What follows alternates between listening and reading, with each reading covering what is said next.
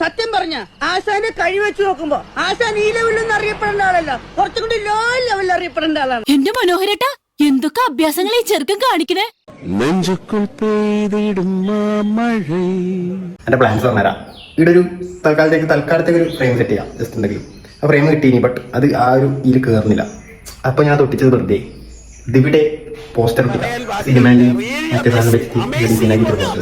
അത് ഇട്ടിട്ടില്ല. പിന്നെ ഇവിടെ ഞാൻ ഇപ്പൊ സെറ്റ് ചെയ്ത് കണ്ടിട്ടുണ്ടാവല്ലേ ആദ്യത് കൊള്ളാം. പിന്നെ വേണമെങ്കിൽ ഒരു മേശ വെച്ചിട്ട് അതിന്റെ മേലെ കുറച്ച് കാറിന്റെ സാധനം വെച്ചിട്ട് സെറ്റപ്പ് ആക്കാം. കാറിന് വെച്ച ഒരു ഷോക്കേസിംഗ് ടൈപ്പ് സാധനം ഉണ്ട്, അത് വീട്ടിലും വെച്ചിട്ട് പെട്ടിക്കൂടാക്കിയിട്ട് നല്ല കൊള്ളായിരിക്കും.